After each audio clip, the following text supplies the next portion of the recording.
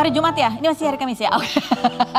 Sampai lupa hari ya. Tapi untung saja saya tidak lupa untuk duduk di sini. Karena selalu harus menemani Anda semua. Bukan harus ya. Dengan senang hati kita menemani Anda semua di acara Rubik.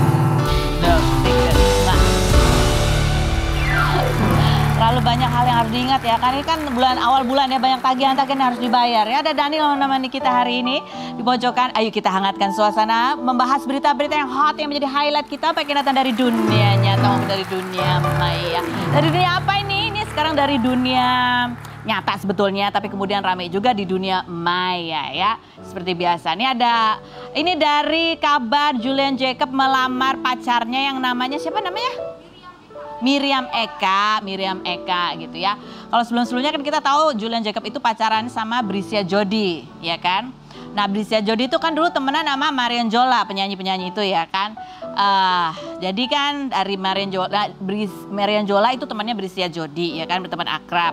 Udah gitu Brisya Jody juga berteman akrab sama siapa namanya? Miriam Eka, ya kan? Gitu. Jadi ada sebuah keramaian tema yang namanya mantanku melamar sahabatku. Gitu ya. Coba sih dan proses Julian Jacob melamar Miriam Eka ini juga menjadi viral karena banyak yang komentar, kok ngelamar sambil ngunyah-ngunyah permen karet sih gitu ya. Serius nggak sih ini sebenarnya? Gitu lihat berikut.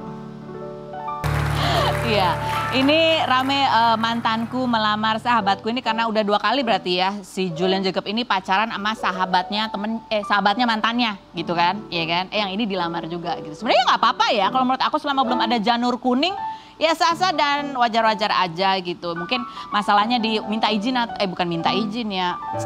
Si temen dan temen ini saling ngobrol nggak gitu ya, ya kan? Sini gini kan, bro. Mantan lo deketin gue nih, boleh gak? Gitu kan. Lo gimana gitu. Kan gitu ya, kalau gak ada masalah sebenarnya tidak ada masalah ya. Tapi ini membuat kita teringat pada tweetnya Brisya Jody terakhir ketika dia baru putus sama Julian Jacob. Dia bilang dia maafin aku ya Lala, ini kemarin Jola ya. Aku lagi ngejalanin karmanya dan semoga aku bisa ngelewatin semuanya. Makasih udah kasih peluk gitu. Ini kemarin Jola ya Lala maksudnya. Karena dia ngerasa sejak dia pacaran sama Julian Jacob, dia justru hubungannya sama Marion Jola jadi menjauh karena dia takut Marion Jola perasaannya gimana-gimana. Padahal sih nggak ada apa-apa. Jadi karmanya yang mana nih? Karena mantannya pacaran sama sahabatnya atau yang mana nih karmanya? Atau sahabatnya sekarang udah nggak terlalu deket lagi sama dia? Yang mana? Iya kita nggak tahu. Nanti kita undang ya. Ini susah banget sih diundang ya. Kemarin sih dulu. Ya oke. Ya lah oke. Komentar netizen kita baca. Nyesek gak tuh si Jody? Ya karena bukan jodoh ya nggak apa-apa ya. Lanjut berikutnya. Lagi main lamar. Karena sambil ngunyah permen karet itu. Lanjut berikutnya. Baru kali ini nggak ngiri malah kasihan. Sama siapa? Oh ya lanjut berikutnya. Mbak Ran dia selalu gitu. Maksudnya selalu gitu tuh selalu apa? Begitu ya. Oke lanjut berikutnya.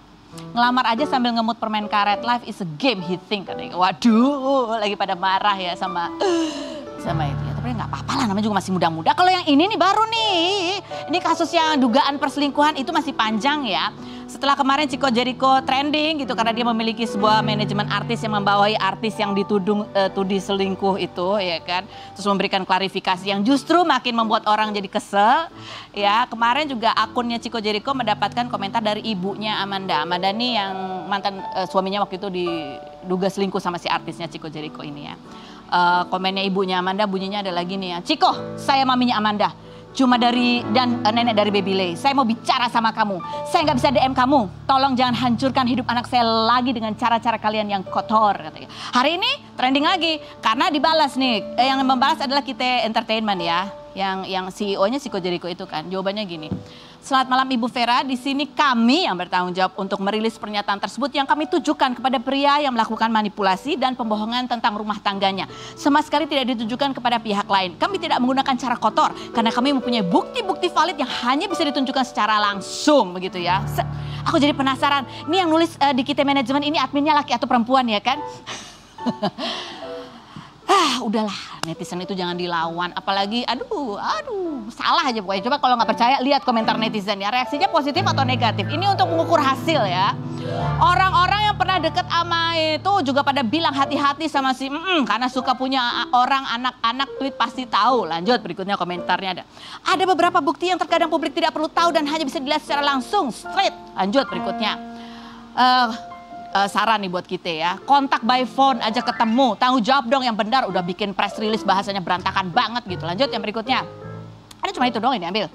gitu. Pokoknya ya efeknya tidak positif. Jadi kalau kita mengukur efektivitas sebuah klarifikasi, sebuah bahasa, lihat responnya. Apakah responnya positif atau negatif? Kalau responnya masih belok-belok berarti tidak berhasil. Coba perbaiki lagi ya cara komunikasinya Kitty Entertainment.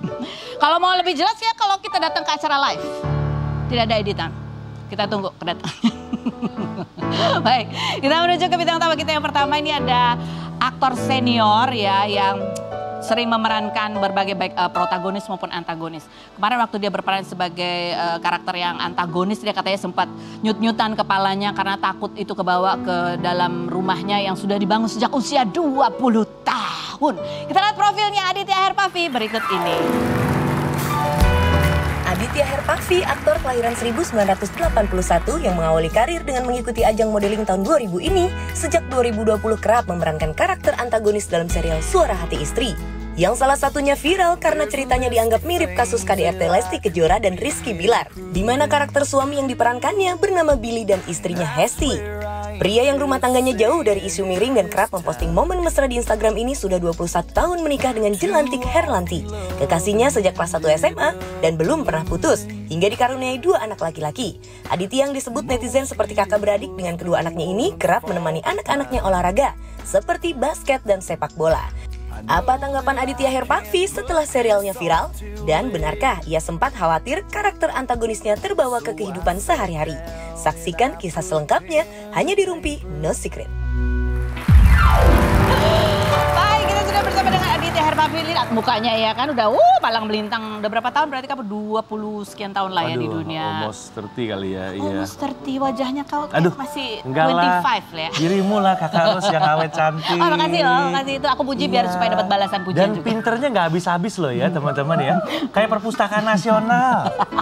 Semua hot issue ya update ya Kak. Maksudnya soal gosip-gosip ya. Betul. Terima kasih. Oke, baiklah. Oke, ini ada artikel tentang kamu nih. Kamu memerankan, kamu kan bilang pada saat pandemi kemarin kamu memutuskan untuk mengambil peran antagonis, ya kan? Karena lagi nggak pegang brand apa-apa, gitu, nggak ada tanggung jawab apa-apa, ya kan? Tapi jadi artikelnya kamu memerankan Reno di Suara Hati Nur, kamu jadi kayaknya pusing kepalanya gitu. Iya itu emang ini banget ya. Kalau bilang antagonis mungkin jahat kan ada level-levelnya. Kalau ini sih bengis banget kayaknya, agak-agak psikopat gitu ya. Kayak nggak ada putih-putihnya gitu ya, hitam banget. Hitam banget.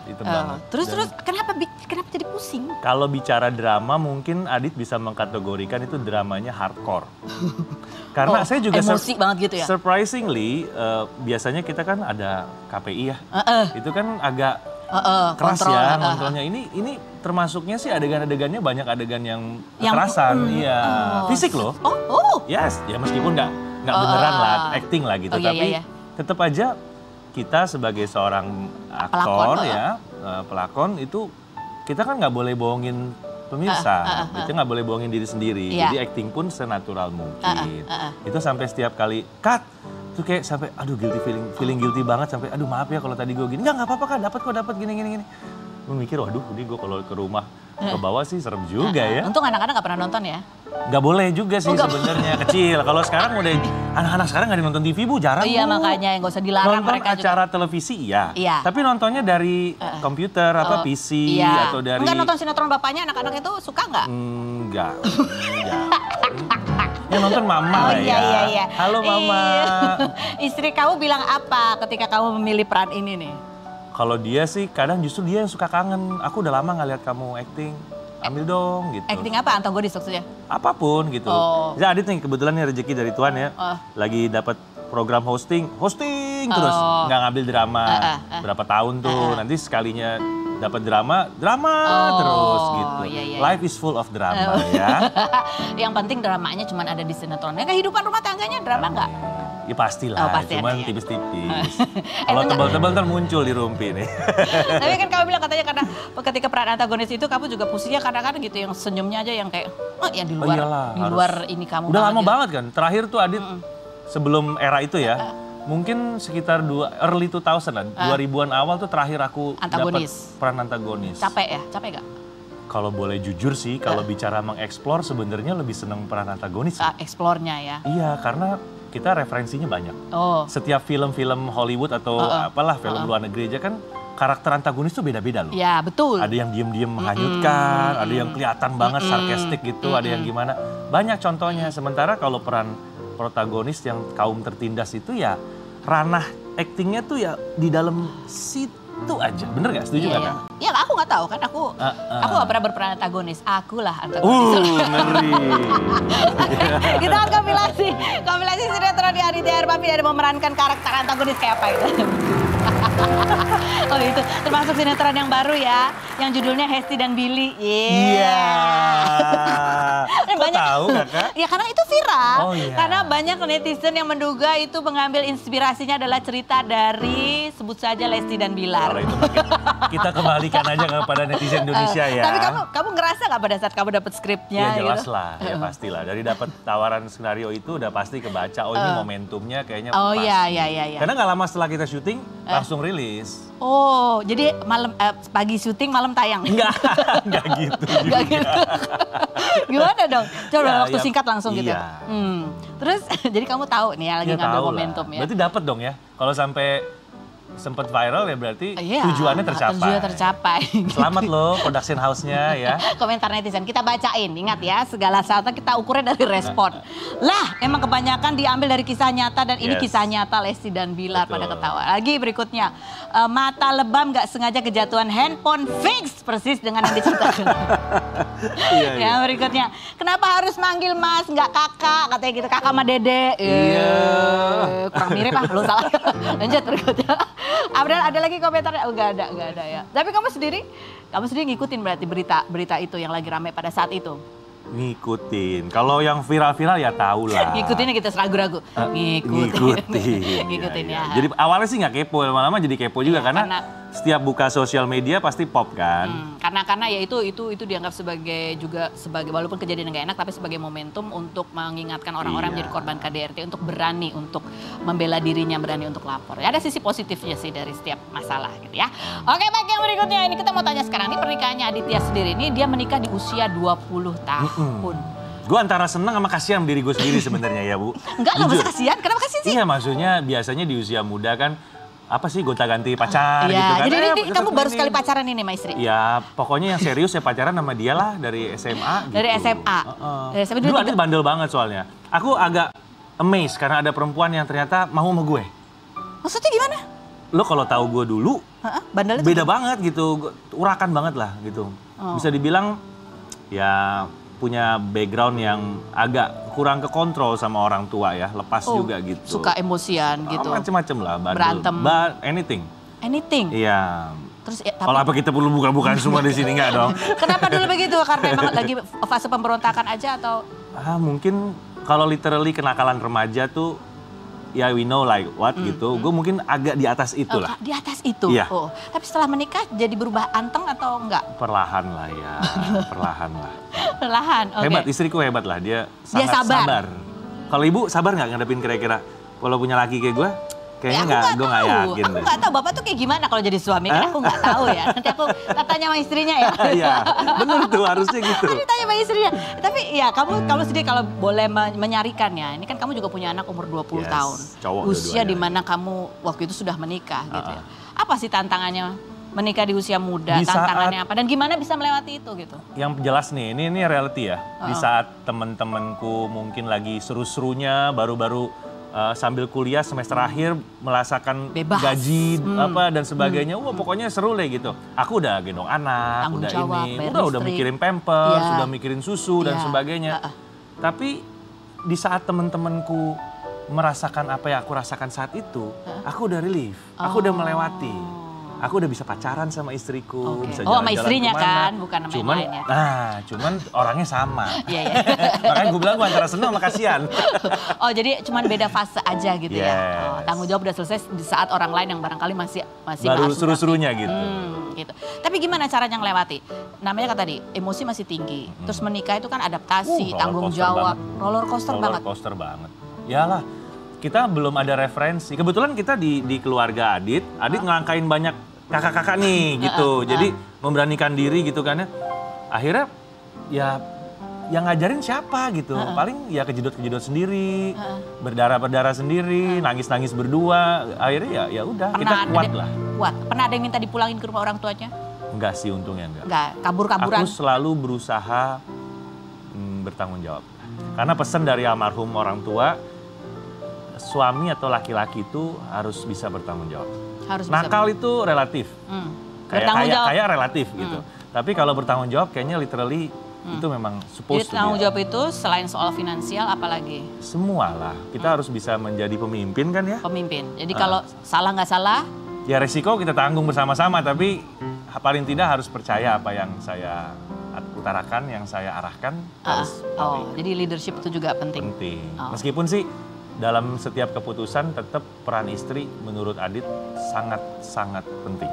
Jadi tetap diskusi, tapi kamu sebagai suami tetap menjadi biasanya istriku menyerahkan, ya terserah kamu kan kepala rumah tangganya gimana gitu. Ini masukan aku begini-begini, pandangannya begini-begini, terserah kamu. Kalau kamu gak nurut, awas nah, gitu ya. Cuma gue gak berani ngomong begitu, lanjut yang ngomong. Oke, kita masih akan ngobrol lagi sama kamu. Kita menuju ke bidang tamu kita yang berikut. Ini juga ini adalah seorang perempuan ya, bisnis begitu ya. Dia membangun bisnisnya melalui platform sosial media TikTok gitu ya. Tapi baru-baru ini juga ya karena dia sudah semakin terkenal, banyak hembusan-hembusan gosip menerpa gitu ya.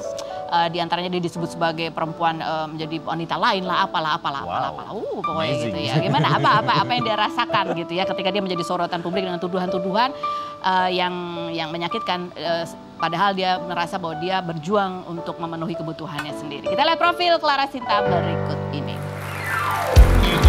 Clara Sinta, konten kreator TikTok kelahiran 1996 yang kerap membuat konten kesibukan sebagai pebisnis dan independent woman ini, memulai bisnis dengan menjual baju thrifting di Pasar Senen, kemudian menjadi pemasok dan eksportir seafood, hingga memiliki produk pelangsing namun kini produk tersebut sedang diarsipkan di marketplace.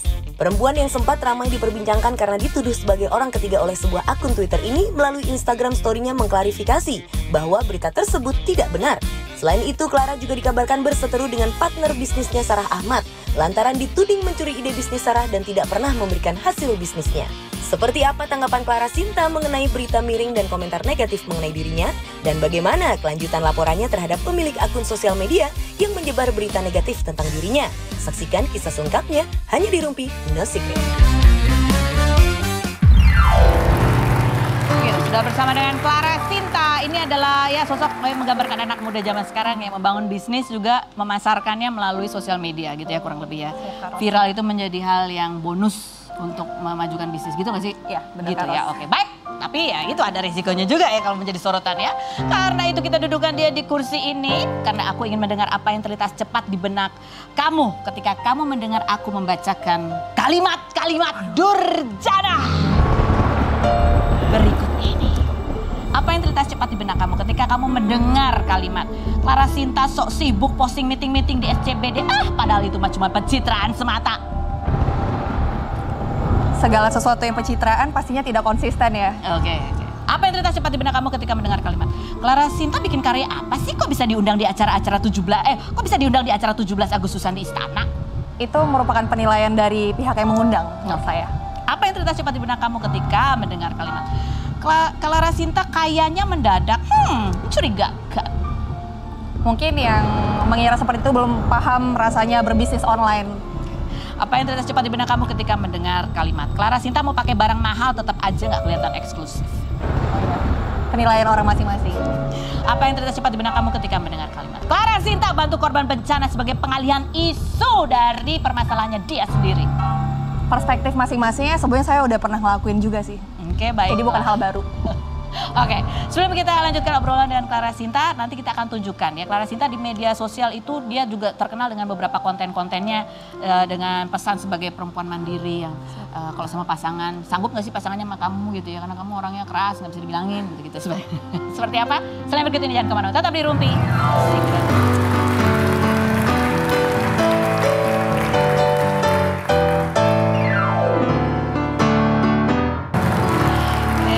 Bersama Clara Sinta ya. Clara Sinta ini mungkin yang menggambarkan anak zaman sekarang ini yang saya bilang ya, bahwa bisa menjalankan bisnisnya melalui sosial media gitu, platformnya gitu ya. Kamu tadi waktu di Durjana ketika aku bilang, Clara Sinta dapat duit dari mana sih? Pasti sih ya. Kamu bilang bahwa yang ngomong gitu pasti nggak tahu. gimana caranya berbisnis melalui platform sosial media gitu. Betulkah? Betul. Bisa emang hasilnya emang bisa jadi luar biasa gitu. Atau itu sebenarnya dilebih-lebihin? Luar biasa karena kan kita mainnya di quantity ya Kak. Kalau misalnya harga barangnya satu murah, tapi kalau misalnya yang beli banyak, orang kan nggak tahu itu. Dan kita kan nggak mungkin open setiap saat berapa orang yang beli ke kita dan lain-lain. Dan selain itu pun aku ada bisnis juga yang aku nggak share selalu di sosial media ya. Dan nggak semua orang harus tahu. Jadi ada beberapa bisnis yang aku handle juga. Ya kan orang lihatnya kan sukses, kayak yang kamu tampilkan pun juga sukses, kesuksesan gitu. Pernah rugi nggak sebetulnya? Apakah? Pernah rugi nggak?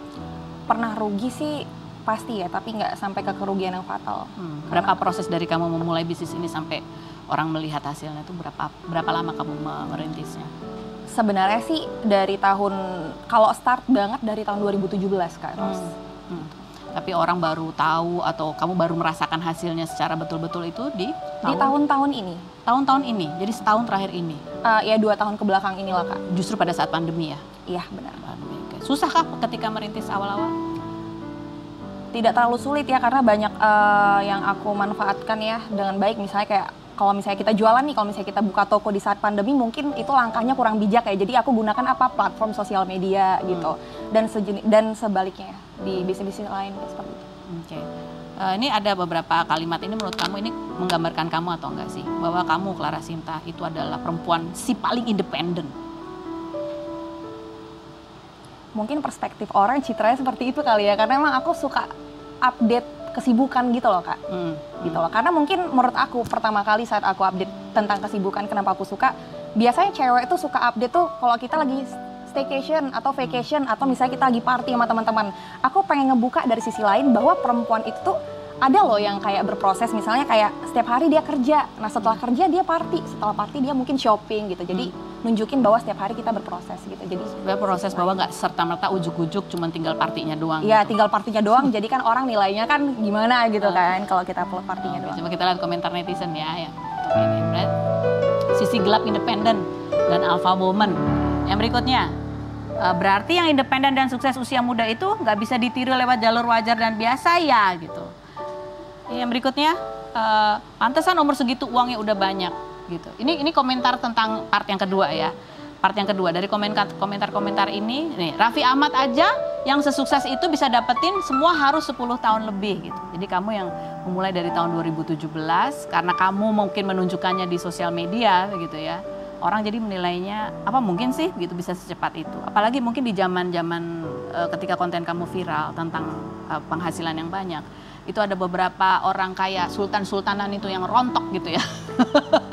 Ya karena ternyata ya melalui platform yang judi gitu kan.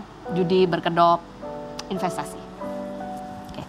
Nah yang berikutnya, ini kamu atau bukan kamu. Clara Sinta punya barang mewah itu karena jadi simpenan. Bukan karena independen dan alpha woman. Tidak, semuanya hasil dari saya sendiri.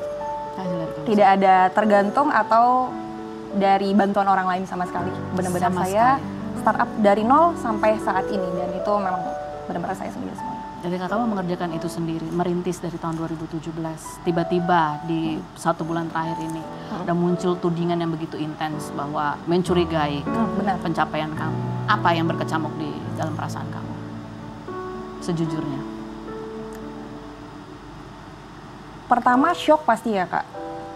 Kedua saya tidak terlalu menanggapi karena menurut saya tidak bisa ngekontrol pemikiran orang tentang saya. Saya biarkan mereka mengeluarkan berita-berita atau statement apapun yang ingin mereka keluarkan. Setelah mereka mereda, baru saya omongkan yang nanti sebenarnya gitu loh. Bahwa semua berita yang beredar itu tidak sesuai dengan fakta yang sebenarnya. Jadi di sini mungkin netizen mungkin harusnya jeli ya, menilai bahwa bisa memilih-milih, memilah-milah bahwa tidak semua berita itu bisa dikait-kaitkan. Jadi kayak misalnya ada isu ini dikaitkan dengan pekerjaan aku yang sebelumnya. Jadi kayak mungkin nggak terima gitu ya, bahwa ih kok bisa sukses sih di usia muda, seperti itu. Perasaan kamu gimana? Malu, terhina, marah, kesel, frustasi? Jujur aku udah bisa belajar mengendalikan emosi sih Kak. Jadi jujur aku anggap ini suatu masalah, tapi aku tidak fokus ke titik masalahnya. Aku lebih fokus mencari jalan keluar untuk bisa keluar dari semua masalah ini, dan aku fokus untuk melanjutkan hidupku ke depannya. gitu. Karena kalau aku fokus dengan emosinya, menurut aku tidak membawa impact atau dampak apapun ke aku gitu sih. Tapi emosi itu kan hal yang wajar sebagai reaksi. Awal-awal apa yang kamu rasakan? Yang paling dominan pada saat itu? Sedih yang normal aja sih Kak, nggak terlalu meratapi. Sedih yang normal. Sedihnya karena apa? Sebenarnya lebih kalau masalah tudingan atau gosip apapun itu, aku nggak terlalu ambil pusing ya. Tapi ketika itu dikaitkan dengan semua penghasilan yang udah aku dapatkan sendirian, itu yang membuat aku sakit, itu aja sih. Sendirian? Iya. Sakit karena ngerasa bahwa kamu dianggap, tidak dianggap gitu? Iya. Apalagi? Itu aja, sama kalau segala yang terjadi itu aku sudah anggap itu resiko aku sebagai public figure Kak. Jadi aku tidak ambil pusing. Apapun yang netizen katakan, aku tidak ambil pusing sama sekali, cuman aku takut kalau orang tua aku kecewa, itu aja satu. Selama orang tua aku tidak tahu apapun tentang aku yang beredar atau apa, aku santai aja sebenarnya loh Kak. Tapi ketika orang tua aku tahu mungkin atau apa, di situ aku akan benar-benar langsung yang namanya sedih, down, kecewa itu aku rasain. Kita mau describe foto. Kalau kamu melihat sosok ini,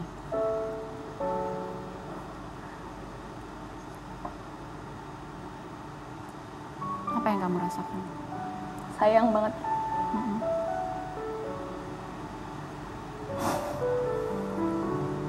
Gak mau buat orang tua kecewa sama sekali Kak. Karena segala achievement yang aku dapatkan, pencapaian aku sekarang itu semangatnya karena mereka. Mungkin kalau mereka nggak ada lagi, aku mungkin nggak akan semangat ini untuk ngejar-ngejar terus gitu karir aku. Itu yang aku rasain. Jadi kamu merasa sedih gitu ya, karena sebetulnya kalaupun ada yang dikatakan membantu kamu, justru itu adalah orang tua kamu sendiri. Iya, mereka. Mereka yang berkontribusi besar dalam hidup aku. Menjadi alasan kamu? Iya, karena mereka. Apa sih yang ingin kamu capai, yang kamu harapkan orang tua kamu bisa lihat atau rasakan dengan perjuangan yang kamu rintis ini? Yang ingin aku capai? Aku ingin semakin grow up lagi.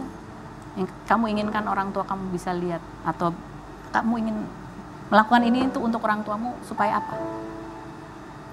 Supaya orang tua aku senang sama aku. Karena mungkin dari dulu aku tidak terlalu berhasil di bidang akademis ya. Jadi aku pengen buktiin kalau aku tuh bisa dan pintar berjuang. Apalagi aku contoh semua perjuangan aku ini mirip banget sama papaku. Aku pengen mereka senang, itu aja. Seperti apa papamu perjuangannya? Papaku tuh tegas dan keras sama aku, cuman dia sayang sekali sama aku. Semua apa yang ada di diri aku sekarang ini karena aku belajar dari beliau. Jadi menghadapi tudingan ini, fokus kamu tadi bilang kamu tidak akan fokus pada emosi-emosi yang tidak bermanfaat kalau kamu fokusin. Jadi apa yang kamu tanamkan di kepala kamu supaya kamu bisa melewati ini dengan hal-hal yang lebih bermanfaat? Apa yang kamu katakan pada diri kamu? Melewati tudingan, tuduhan, cemooh netizen. Yang seperti yang tadi aku bilang, yang beredar tidak sepenuhnya benar. Jadi aku stay fokus, tetap tenang, biarin aja dulu beritanya mungkin kesana kesini gitu loh. Nanti saat yang tenang aku akan buktikan. Terus juga aku ngerasa aku nggak mau nih jatuh nih. Setiap orang yang punya mimpi yang sangat tinggi pasti juga dibarengi dengan cobaan yang mungkin akan bisa ngedorong dia untuk lebih naik lagi. Jadi aku anggap itu resiko aku sebagai perempuan yang punya mimpi tinggi. Ini perjuanganku dikit lagi nih loh Kak Ros gitu loh. Dikit jadi, lagi? Sedikit lagi, maksudnya aku ngerasa nih sedikit lagi nih untuk mencapai impianku yang lebih tinggi lagi. Jadi aku nggak mau jatuh di sini. Nanti kalau aku jatuh aku kalah. Lebih daripada sekarang dan lebih bisa bermanfaat buat orang yang lebih banyak lagi. Gosip ini berpengaruh terhadap bisnis kamu? Sedikit berpengaruh karena aku kurang fokus, tapi ada bisnis lain yang tetap stable kok Kak. Aku bisa jalankan. Kita masih akan kembali lagi dengan satu sosok lagi yang juga mempunyai cerita perjalanan hidup yang bahkan sudah dibukukan dan sudah difilmkan. Selain berikut ini, tetap di Rumpi.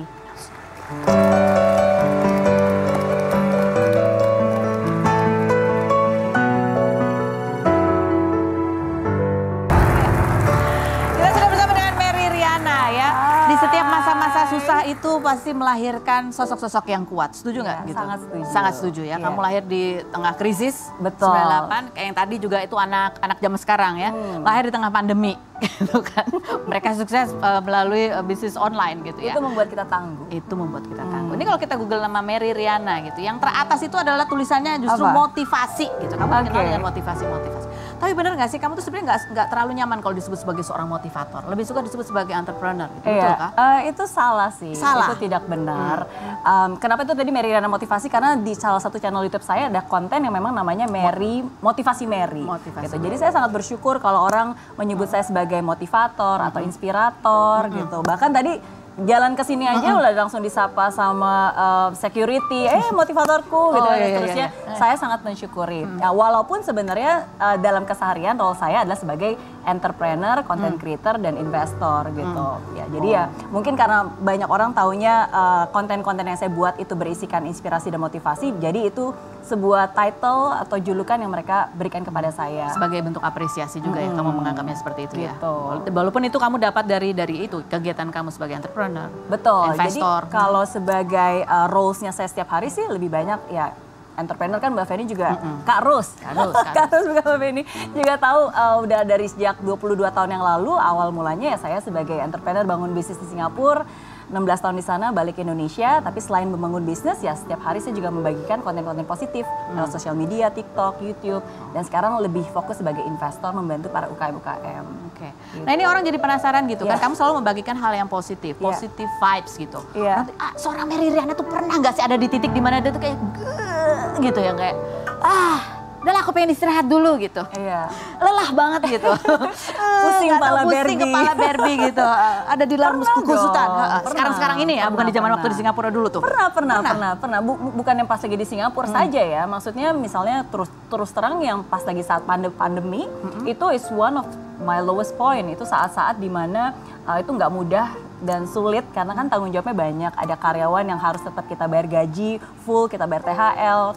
Jadi ya nggak mudah, ada saat-saat dimana ya bingung aja, pusing aja, nggak tahu ini saya ngambil keputusan ini benar atau enggak ya nanti dampaknya seperti apa. Mary Riana kalau pusing tuh gimana sih? Apa yang biasa kamu lakukan? Kan ya itu wajar ya manusiawi. Tidur, berdoa, just cooling down, rest. I think resting itu menjadi salah satu tema yang saya kasih untuk diri saya sendiri dari sejak tahun lalu sampai tahun ini. Karena it's important for us to be able to rest. Dan rest itu bukan hanya istirahat aja ya, karena kan banyak orang setiap malam kita tidur, kita rest tapi masih tetap pusing gitu kan. Ya tapi rest itu ya kita bisa tenang, kita bisa percaya bahwa ada yang di atas yang akan membantu kita berserah. Ya jadi itu sih. Jadi it's okay ya, it's okay sebenarnya untuk semua orang ketika dia ngerasa, aduh aku butuh istirahat nih gitu ya. Oh it's okay, harus bahkan. Aku capek nih untuk selalu berpikiran positif dan optimis, kayaknya aku mau tidur aja dulu gitu ya, it's okay ya. Justru saya bilang kita nggak boleh selalu berpikiran positif. Karena kalau kita terus-menerus positif thinking, sometimes kadang-kadang kita nggak realistis gitu. Jadi penting sometimes seringkali kita untuk berpikir kemungkinan terburuknya seperti apa nih supaya kita bisa antisipasi. Yang penting adalah optimis, bukan hanya positive thinking tapi ya optimis. Nah ini yang berikutnya. Ini seorang Mary Riana pun pernah, nggak semua kalimat-kalimatnya tuh banyak orang setuju gitu. Ada hal-hal yang orang, kok gitu sih gitu ya. Gimana seorang Mary Riana menghadapi kritikan netizen ketika ada satu pendapat kamu yang orang lain nggak semuanya bisa setuju gitu ya. Selain berikut ini jangan kemana-mana, tetap di Rumpi.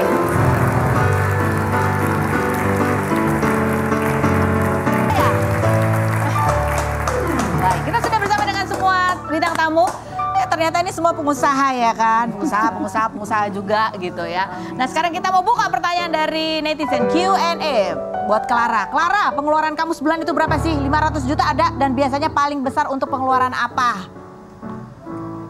Kalau untuk bisnis iya pastinya dan lebih. Cuman kalau untuk lifestyle aku minim banget sih Kak. Minim banget ya? Minim banget. Jadi pengeluaran besar itu karena untuk bayar karyawan apa segala macam? Punya berapa karyawan sih total?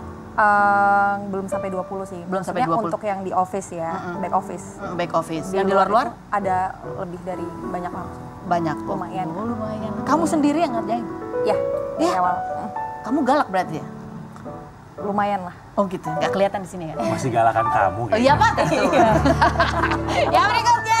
Lihat, buat siapa nih? Nggak bisa. Sabar. Buat siapa? Buat Adit aja nih aku bacain ya. Tanya buat Adit.